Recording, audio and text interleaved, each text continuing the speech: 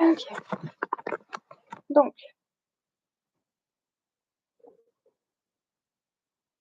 or take, since Dante may be ruled out as allegorical and therefore unfair, an example from modern poetry. I do not know how many readers of Mr. Eliot's poem Sweeney Among the Nightingales have the least idea what precisely the situation is which the poet is depicting.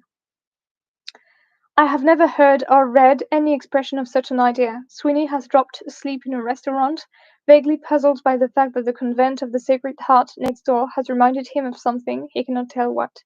A wounded heart, and waiting her spandals women. As he snores all through the second verse, a prostitute in a long cloak comes and sits on his knees, and at that moment he dreams the answer. It is Agamemnon's cry, "Oh, I am wounded mortally to the heart," wounded to the death at his home-coming by the false wife he had left behind.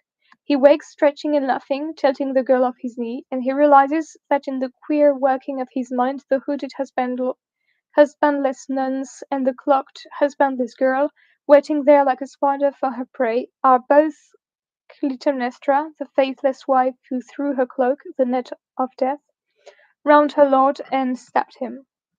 I quote this case because I had known and enjoyed the poem for years before I saw that this was what it was all about, and nevertheless I understood enough to value it highly. And I am willing to believe that the distinguished critic who thinks that the liquid siftings of the nightingales were not their excrement, but their songs, values it highly too, and not everywhere so unintelligently as that sample would suggest. And it was not until a few days after I had written the above that I recognized Gloomy Orion as a borrowing from Marlowe's Dido, another tragedy about husbandless women. The imaginative experience contained in a work of art is not a closed hole. There is no sense in putting the dilemma that a man either understands it, that is, has made that entire experience his own, or does not. Understanding it is always a complex business, consisting of many phases, each complete in itself but each leading on to the next. A determined and intelligent audience will penetrate into this complex far enough, if the work of art is a good one, to get something of value, but it need not on that account think it has extracted the meaning of the work, for there is no such thing. The doctrine of a plurality of meanings, expounded for the case of Holy Scripture by St. Thomas Aquinas, is in principle perfectly sound. As he states it, the only trouble is that it does not go far enough. In some shape or other, it is true of all language. The audience as collaborator. The audience as understander, attempting an exact reconstruction in its own mind of the artist's imaginative experience, is engaged on an endless quest. It can carry out this reconstruction only in part.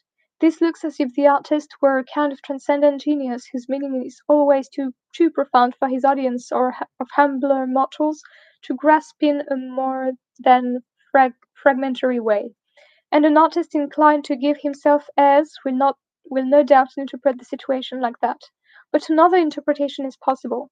The artist may take his audience's limitations into account when composing his work, in which case they will appear to him not as limitations on the extent to which his work will prove comprehensible, but as conditions determining the subject matter or meaning of the work itself. In so far as the artist feels himself at one with his audience, this will involve no condensation on his part. It will mean that he takes it as his business to express not his own private emotions, irrespectively of whether anyone else feels them or not, but the emotions he shares with his audience. Instead of conceiving himself as a mystagogue, leading his audience as far as it can follow along the dark and difficult paths of his own mind, he will conceive himself as his audience's spokesman, saying for it the things it wants to say but cannot say unaided. Instead of setting up for the great man who, as Hegel said, imposes upon the world the task of understanding him, he will be a humbler person, imposing upon himself the task of understanding his world, and thus enabling it to understand itself. In this case, his relation to his audience will no longer be a mere byproduct of his aesthetic experience, as it still was in the situation described in the preceding section. It will be an integral part of that experience itself. If what he is trying to do is to express emotions that are not his own merely, but his audience's as well, his success in doing this will be tested by his audience's reception of what he has to say. What he says will be something that his audience says through his mouth.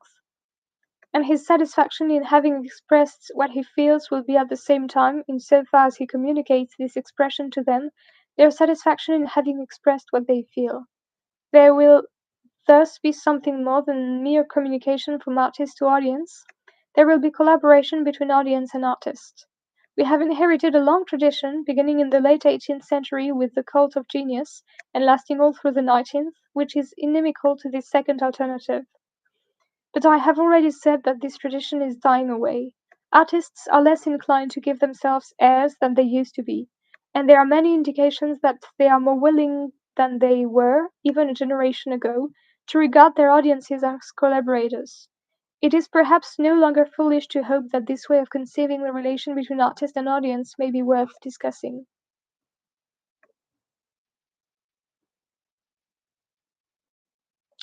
There are grounds for thinking that this idea of the relation is the right one. As in paragraph 2, we must look at the facts, and we shall find that, whatever airs they may give themselves, artists have always been in the habit of treating the public as collaborators. On a technical theory of art, this is, in a sense, comprehensible. If the artist is trying to arouse certain emotions in his audience, a refusal on the part of the audience to develop these emotions proves that the artist has failed. But this is one of the many points in which the technical theory does not so much miss the truth as misrepresent it. An artist need not be a slave to the technical theory in order to feel that his audience's approbation is relevant to the question whether he has done his work well or ill. There have been painters who would not exhibit, poets who would not publish, musicians who would not have their works performed, but those who have made this great refusal, so far as one knows them, have not been of the highest quality. There has been a lack of genuineness about their work, corresponding to this strain of secretiveness in their character, which is inconsistent with good art. The man who feels that he has something to say is not only willing to say it in public, he craves to say it in public, and feels that until it has been thus said it has not been said at all. The public is always, no doubt, a circumscribed one. It may consist only of a few friends, and at most it includes only people who can buy or borrow a book or get hold of a theatre ticket. But every artist knows that publication of some kind is a necessity to him. Every artist knows, too, that the reception he gets from his public is not a matter of indifference to him. He may train himself to take rebuffs with a stiff lip, and go on working in spite of bad sales and hostile reviews.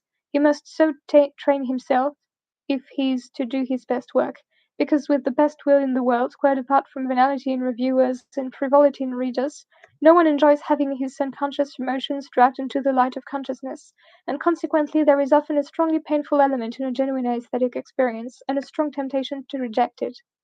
But the reason why but the reason why the artist finds it so hard to train himself in this way is because these rebuffs wound him, not in his personal vanity, but in his judgment as to the soundness of the work he has done. Here we come to the point.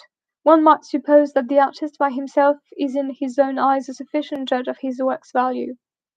Page 314. If he is satisfied with it, why should he mind what others think? But things do not work like that. The artist, like anyone else who comes before an audience, must put a bold face on it. He must do the best he can, and pretend that he knows it is good. But probably no artist has ever been so considered as to be wholly taken in by his own pretence. Unless he sees his own proclamation, "This is good," echoed on the faces of his audience, "Yes, that is good," he wonders whether he was speaking the truth or not. He thought he had enjoyed and recorded a genuine aesthetic experience, but has he? Was he suffering from a corruption of consciousness? Has his audience judged him better than he judged himself? These are facts which no artist, I think, will deny, unless in that feverish way in which we all deny what we know to be true and will not accept.